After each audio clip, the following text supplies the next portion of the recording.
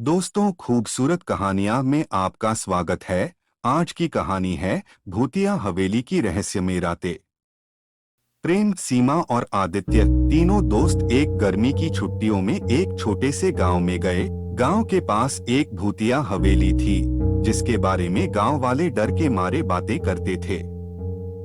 प्रेम और उसके दोस्तों की रोचकता बढ़ गई और उन्होंने तय किया कि उन्हें उस हवेली में जाना है। प्रेम ने कहा, आदित्य, तू डर मत, चल हम वहां जाएंगे और देखेंगे कि वहां सचमुच कुछ है या नहीं। आदित्य ने कहा, पर क्या अगर कुछ हो जाए? सीमा ने कहा, तुम दोनों कुछ नहीं होगा, चलो अब यह दिलचस्प हो सकता है। वे हवेली की ओर बढ़ने लगे। जब वे वहां पहुंचे तो हवेली की दीवारों पर अजीब-अजीब छायाचित्र थे। प्रेम ने कहा, वाह, देखो ये छवियां, ये कैसे बनी हैं? आदित्य ने कहा, चलो अंदर जाते हैं और देखते हैं कि क्या होता है। हवेली के दरवाजे धीरे-धीरे खुल गए और वे अंदर जा पहुंचे। अंधेरे में वे सब कुछ ध्यान से देख रहे थे। तभी वे एक धीरे से आवाज सुने। आवाज ने कहा, कौन है वहाँ? वे तिलमिलाकर देखते हैं और देखते हैं कि एक पुराने दिखने वाले पुरुष वहाँ खड़े हैं।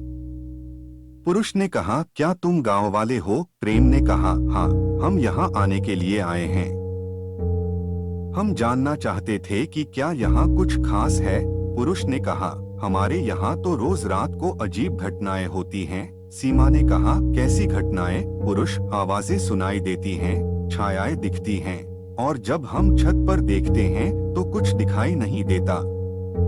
प्रेम ने कहा, वाह, यह तो मजेदार है। हम भी रात में यहीं रहेंगे और देखेंगे कि क्या होता है। उन्होंने रात में हवेली में रुकने का फैसला किया। रात के बिना लाइट हवेली बिल्कुल भीषण दिख रही थी। एक दिवसीय उनकी उत्सुकता के बावजूद उन्होंने अपने कमरे का दरवाजा बंद कर दिया। सब कुछ खामोश हो गया और वे सब सोने की कोशिश करने लगे। तभी वे अचानक एक आवाज सुनते हैं। आवाज ने कहा, मैं यहाँ हूँ। उन्होंने दिल की धड़कन तेज कर दी। सीमा ने कहा, क्या तुमने वो सुना? प्रेम ने कहा, हाँ, यह सुनता है कि कोई यहाँ है। आदित्य ने कहा, यह अच्छी बात नहीं है, हमें यहाँ से निकलना चाहिए। वे तिलमिलाकर कमरे से बाहर निकलते हैं, लेकिन उन्हें बाहर जाने के लिए कोई रास्ता नहीं मिलता। वे वापस कमरे में जाते हैं, लेकिन वहां उन्हें एक और आवाज सुनाई देती है। आवाज ने कहा, तुम यहाँ नहीं जा सकते। वे डर के मारे थरथराते हुए कमरे में लौटते हैं। सुबह होती है तो उन्हें बाहर जाने का रास्ता नजर आता है और सब ठीक हो जाता है।